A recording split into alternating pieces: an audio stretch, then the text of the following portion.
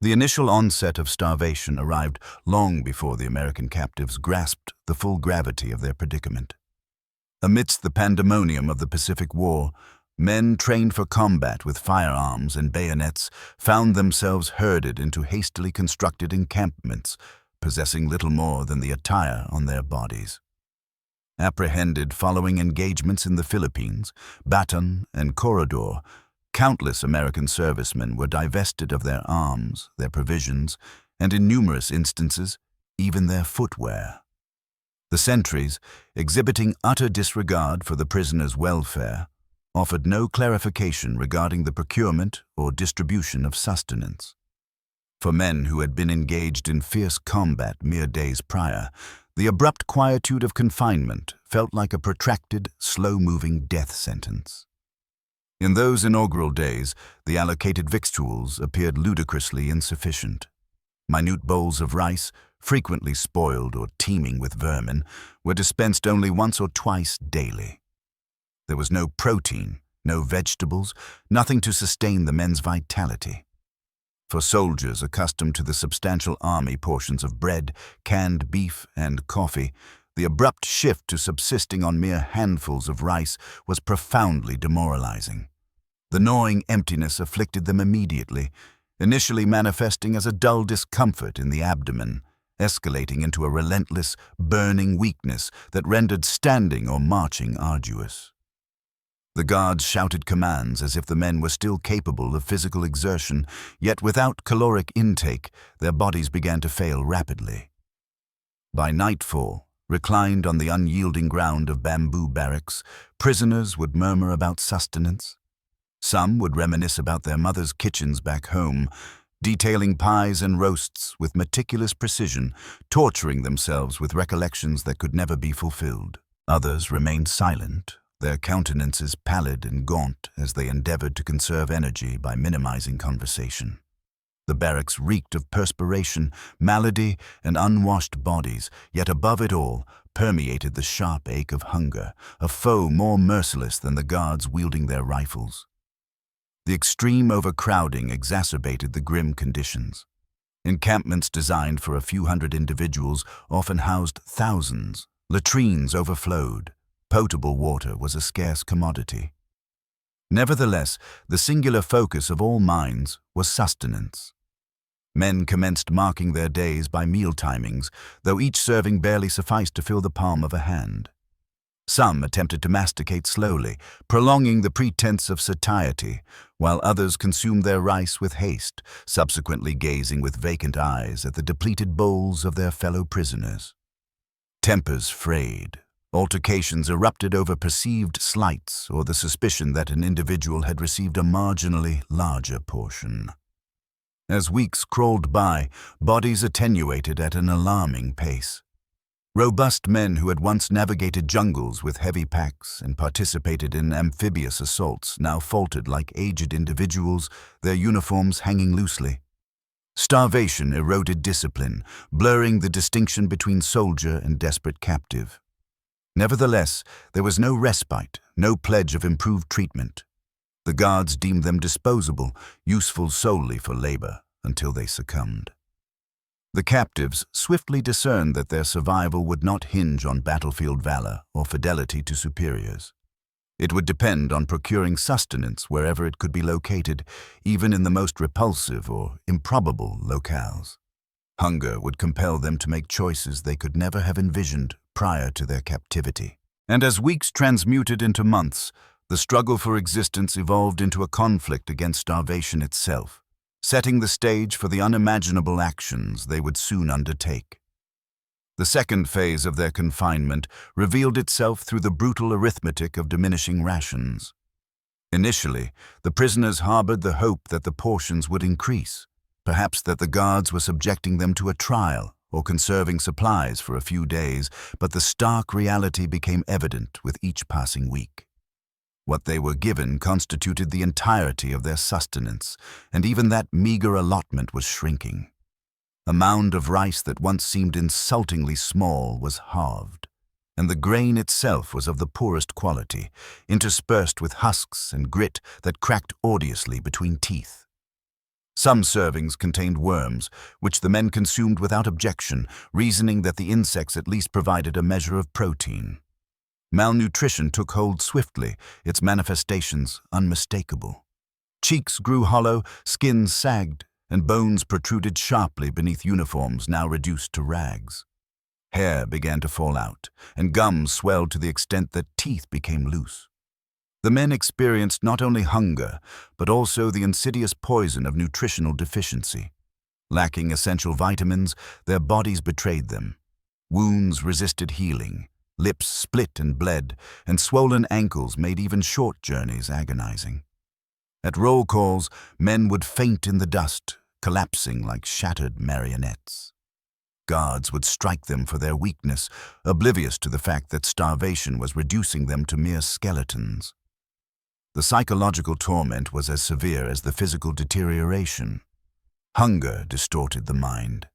Prisoners spoke less of escape or liberation and more of food, incessantly describing meals from their past.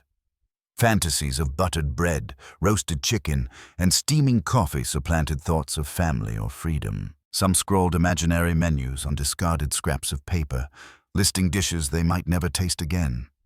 Others attempted to deceive their stomachs by consuming excessive amounts of water, distending their bellies until nausea compelled them to cease. However, no ruse could dull the persistent ache for extended periods. Despite the degradation, some prisoners endeavored to impose order upon their misery. Officers attempted to maintain discipline among the men, insisting on orderly lines for rations, hoping that structure would prevent total collapse. They encouraged those still possessing some strength to share meager bites with the most enfeebled, although such altruistic acts were infrequent when everyone was famished. Trust eroded as men scrutinized each other's bowls, convinced that someone else had received an extra spoonful. Rumors circulated about concealed storehouses and guards feasting in secret while the captives wasted away. This bitterness only deepened their despair. Disease flourished in such an environment. Dysentery spread rapidly throughout the camp, further depleting the men's strength and nutritional reserves. Beriberi caused painful swelling in the legs and faces, transforming once robust soldiers into bloated husks.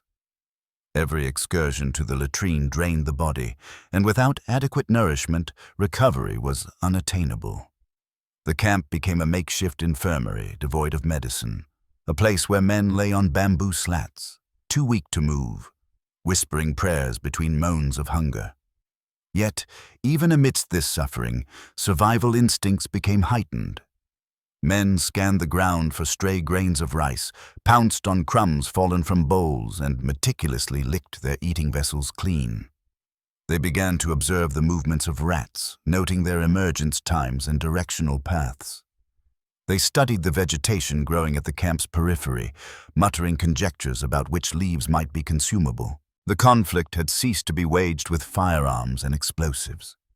It was now fought with hollow stomachs and desperate imaginations, preparing them for the drastic measures that lay ahead. By the third month of captivity, hunger had stripped away much of their remaining dignity. The men no longer referred to the rice as sustenance, but as an empty formality, a gesture that barely kept them breathing. It was then that a grim realization permeated the barracks. If they were to endure, they would need to look beyond the meager rations provided by the guards. Their initial genuine opportunity arose not from benevolence or chance, but from the scurrying forms in the shadows. Rats, audacious and abundant, feasted on discarded remnants and human waste in the camp's recesses. What had once been considered vermin transformed, in the eyes of the starving prisoners, into a valuable resource. During the night, when the guards' vigilance waned, men began fashioning rudimentary traps from wire, bamboo, and empty tins. Some smeared a small amount of leftover rice paste to entice the rodents, waiting in hushed anticipation for the telltale snap. The first time a rat was ensnared, its squeals echoed through the darkness, drawing desperate gazes toward the prize. Upon the animal's demise, the flesh was meticulously divided into slivers no larger than a thumb. Cooked hastily over small fires fueled by twigs or surreptitiously obtained charcoal, the taste was simultaneously repulsive and miraculous. The meat was sinewy and acrid, but in contrast to plain rice, it possessed a richness that felt almost luxurious. Men wept as they chewed, experiencing a mixture of shame and profound gratitude. Soon, rat hunting evolved into a nightly competition. Those possessing nimble fingers learned to construct traps with speed, while others pursued rodents with sticks, cornering them near latrines or refuse piles. Disputes erupted over successful catches, and it was not uncommon for two famished men to grapple in the dirt for the privilege of preparing a scrawny carcass. Bones were cracked open to extract marrow, and hides were meticulously singed to ensure no edible portion went to waste. For some, the shame proved overwhelming. They had once consumed steak and fresh bread, and now they gnawed on the bones of vermin. Yet, shame rapidly yielded to the imperative of survival. The proliferation of rats also introduced an element of danger. Captured animals frequently harbored fleas and diseases, adding another layer of risk to the act of consuming them. Nevertheless, hunger triumphed over fear. Some prisoners even commenced bartering rat meat as a form of currency, establishing a nascent black market within the camp. A single roasted rat could be exchanged for a portion of rice, a scrap of fabric, or a future favor. The hierarchy of survival shifted as men possessing the skill or fortune to capture vermin briefly wielded influence over those too debilitated to compete.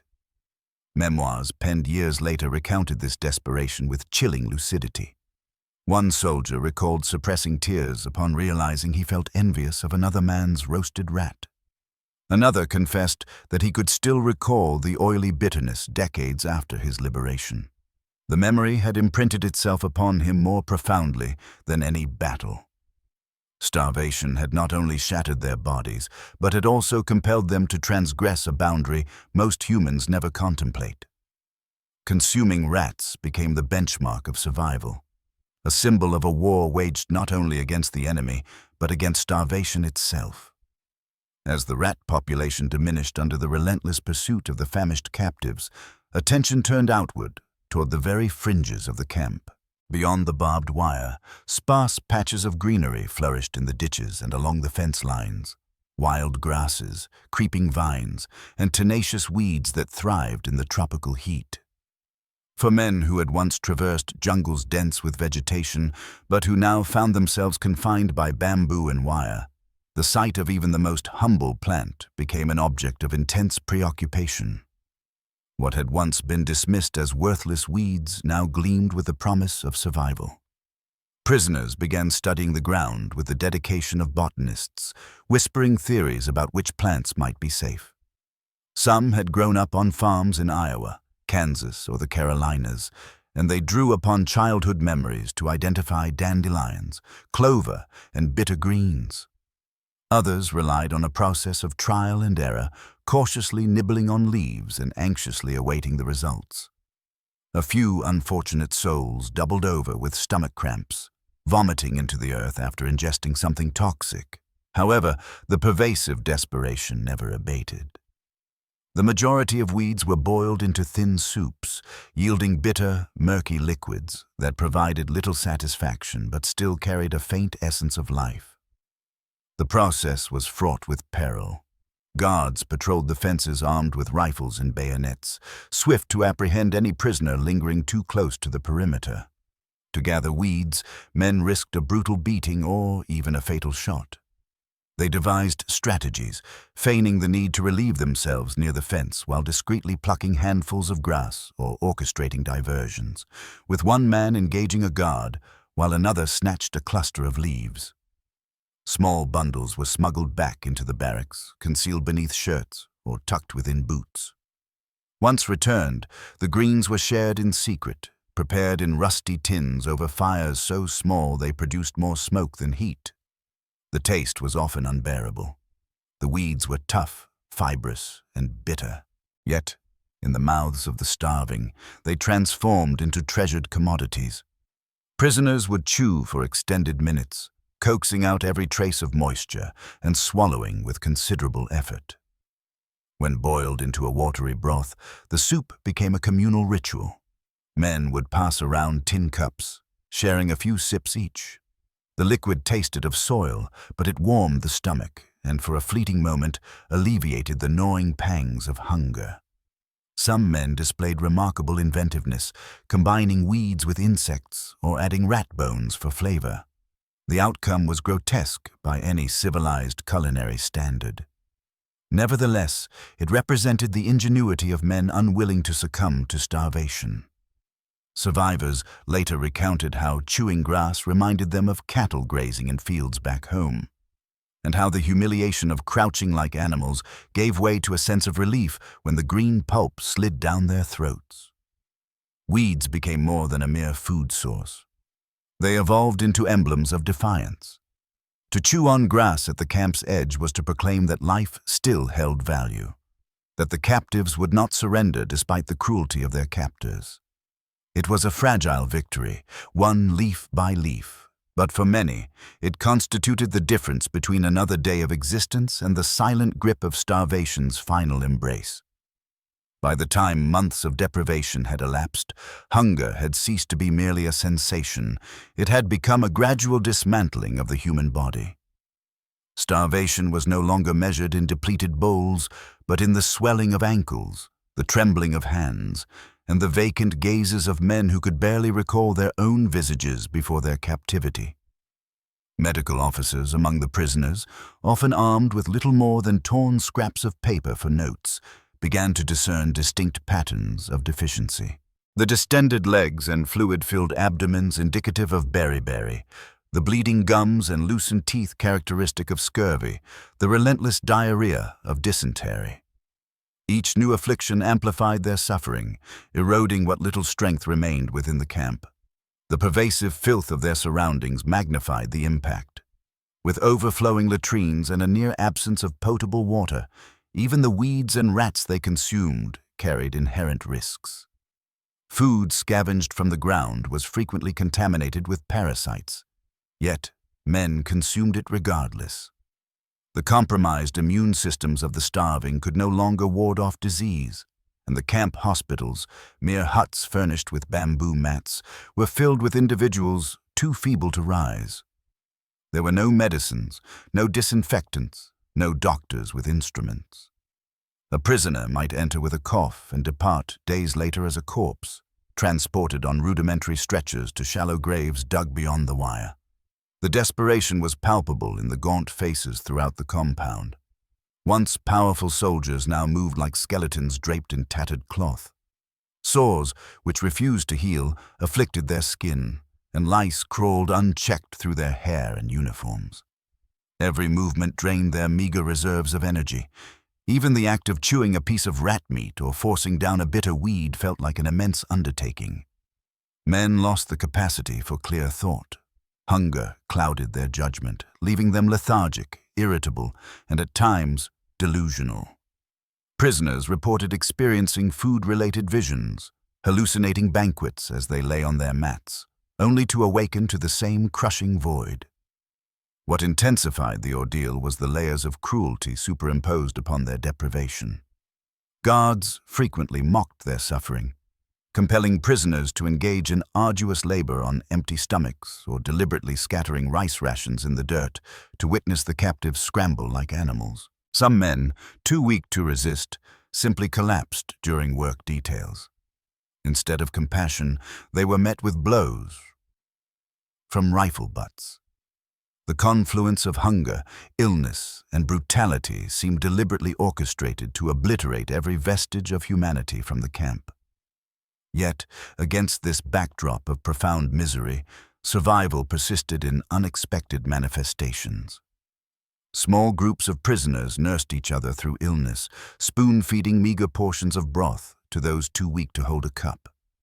They shared knowledge regarding which weeds might alleviate cramps or how to boil rat bones for an extended period to yield a nutrient-rich broth. These gestures were fragile sparks flickering in a world otherwise dominated by disease and despair. Reflecting in retrospect, survivors would often characterize this stage of captivity not merely as hunger, but as a descent into a state where life itself teetered precariously between existence and oblivion. Rats and weeds proved insufficient to restore their strength, but they sustained the men, keeping them barely alive, precariously, and perpetually on the brink of collapse. Disease stalked every corner, and each day became a gamble. Would the next sip of foul water, the next bite of weed, or the next rat bring nourishment or death? Starvation obliterated predictability, but also ignited an almost primal creativity among the captives. Once it became evident that official rations would never adequately sustain them, men began experimenting with methods to maximize every potential source of nutrition. What commenced as frantic improvisation soon evolved into a systematic approach of inventive survival tactics, quietly exchanged from bunk to bunk, preserved like secret recipes in a realm where food held greater value than gold. Prisoners devised increasingly ingenious rat traps. Tin cans salvaged from refuse were fashioned into noose mechanisms, and strands of wire or string were procured from broken fences to construct snares. Some even utilized their shoelaces, tying slip knots baited with grains of rice. A few men, recalling their youthful experiences on American farms, engineered deadfall traps employing bamboo sticks and rocks. In the darkness of the barracks, they whispered about angles, weights, and timing as if engaged in complex engineering projects. Each captured rat represented a triumph of ingenuity as much as a product of desperation. The same inventiveness extended to plant life. Captives meticulously studied which weeds wilted most rapidly in boiling water and which retained a hint of bitterness that signaled toxicity. To test new leaves, they occasionally rubbed the juice on their skin or lips, awaiting any burning or itching sensation before ingesting. Once confidence was established, weeds were combined in broths that became a form of collective experimentation. Some even claimed that the addition of ash from burned wood to the soups alleviated stomach cramps, a primitive yet occasionally effective source of minerals. Resourcefulness also reshaped the utilization of scraps.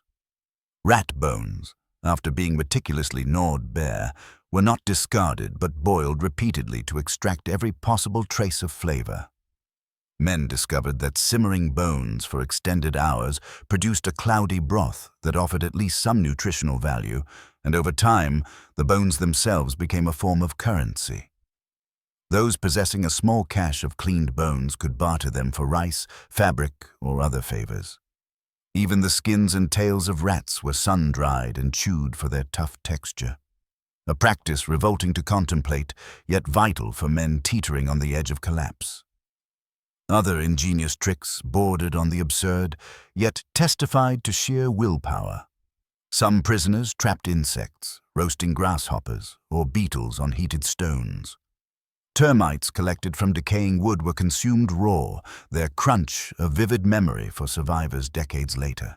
A few captives even learned to boil leather straps cut from their belts or boots, producing a foul, gelatinous soup that at least filled the stomach, if not nourishing it. Hunger had transformed them into scavengers of their own possessions, every object scrutinized for its potential caloric content. Perhaps the most remarkable aspect of these improvisations was the sharing of knowledge. Despite the intense competition for survival, men quietly disseminated their discoveries. If someone identified a safe weed or constructed a superior trap, word spread through hushed whispers, ensuring others could benefit. In these exchanges lay a fragile sense of community, a bond that prevented morale from collapsing entirely. Survival was not solely a matter of individual cunning, but of collective adaptation, born from an unwavering refusal to surrender completely to starvation. Later, when recounting their ordeal, former prisoners would often admit that these bizarre inventions, the rat traps, the weed soups, the boiled leather, were what carried them through. Each trick represented not only calories gained, but also proof that ingenuity could defy despair. In an environment meticulously designed to extinguish hope, the very act of improvising became an affirmation of life itself. Upon their eventual rescue and return to Allied territories, the world was profoundly shaken by the harrowing accounts shared by the surviving servicemen. Individuals who had entered captivity, weighing close to 200 pounds, were now emaciated, their frames barely half that, with tattered uniforms hanging loosely like the coverings of scarecrows. Medical professionals were aghast at their physical condition. Sunken chests, distended abdomens due to severe malnutrition and the consumption of questionable sustenance, mouths filled with decaying teeth, and eyes so deeply recessed they appeared to gaze from within empty skulls. Yet, it wasn't solely their altered appearances that shocked the American public. The true revelation lay in the stories they recounted of the desperate measures they had been forced to take to survive. Memoirs, personal journals, and post-war interviews painted a stark picture that was difficult for many civilians to fully grasp. Testimonies detailed, with stark clarity, how prisoners resorted to roasting rodents over makeshift fires fueled by tin cans, simmering weeds into meager broths, or chewing on insects and strips of leather simply to quell the gnawing ache of hunger. Former officers, speaking before military tribunals, explained that the drastic reduction of provisions had compelled the men to forage for sustenance like wild animals. One survivor recounted how he spent days gnawing on tree bark, scraping it with a blunt knife until his gums bled. Another admitted that, even decades later, the aroma of boiled cabbage could induce nausea, a visceral reminder of the watery weed concoctions he had been forced to consume in the camps. The grim reality of their diets became a central element in the prosecution of war crimes. Prosecutors presented compelling evidence demonstrating that their captors had intentionally deprived the prisoners of food, a clear violation of international accords. Witnesses described not only the sheer lack of provisions, but also the profound humiliation of being forced to compete for rats or beg at the perimeter fences for mere handfuls of grass. Photographic evidence of the men's skeletal bodies corroborated their testimonies, providing irrefutable proof that starvation had been deliberately employed as a weapon of subjugation. Back in the United States, newspapers carried alarming headlines such as "Prisoners survive on rats and weeds," and "Starving heroes ate vermin to live." Families of returning soldiers read these accounts with disbelief, struggling to reconcile these descriptions with the sons they knew. Some veterans, deeply ashamed of their experiences, remained silent, carrying the haunting memories of roasted vermin and chewed weeds privately. For others, however, recounting their ordeal became a necessary step in processing the trauma. Works such as Ghost Soldiers and Tears in the Darkness, published years later, revisited these testimonies, ensuring that these vital stories would not be forgotten. Former captives spoke at educational institutions, veterans' gatherings, and memorial ceremonies, elaborating on how their very survival had depended on an extraordinary willingness to perform acts that defied their natural instincts. Their narratives deeply affected audiences, inspiring a somber admiration for the remarkable fortitude of men who refused to succumb, even when every fiber of their being rebelled against the sustenance they were forced to consume. Perhaps most profoundly, the survivors frequently emphasized not only the physical struggle of eating rats and weeds, but also the immense psychological adaptation required. They spoke of the shame, the revulsion, and the constant fear of illness, yet also acknowledged the immense relief that came with tasting anything that offered a flicker of life. It was a profound lesson in human endurance, a stark reminder that survival sometimes necessitated abandoning all civilized norms to preserve the faintest spark of existence. The ultimate conclusion of this harrowing experience was not measured by the quantity of rats consumed or weeds boiled, but by the indomitable resolve that propelled these men through unimaginable circumstances. For countless American prisoners, their continued existence hinged less on their physical sustenance and more on the strength of their will. They persevered because they refused to surrender to despair, clinging to cherished memories of family, home, and futures that seemed impossibly distant. While hunger and disease ravaged their bodies, reducing them to skeletal figures, an unyielding inner spark of life propelled them forward day by agonizing day. Accounts emerging after their liberation revealed that the men often spoke of small personal rituals that sustained them. Some quietly recited prayers each night, transforming their whispered faith into a source of strength. Others found solace in camaraderie, forming pacts with their bunkmates to share any meager scraps they managed to find, ensuring no one faced utter starvation alone. In an environment where food was a scarce commodity, trust was exceptionally fragile, yet these bonds of friendship frequently proved to be the decisive factor between life and death. Survivors recalled instances where a single shared sip of weed broth from a comrade reignited their determination to face another day. The struggle to endure was ceaselessly challenged by the cruelty of their captors. Nevertheless, even amidst brutal treatment, the prisoners discovered methods to resist succumbing to despair.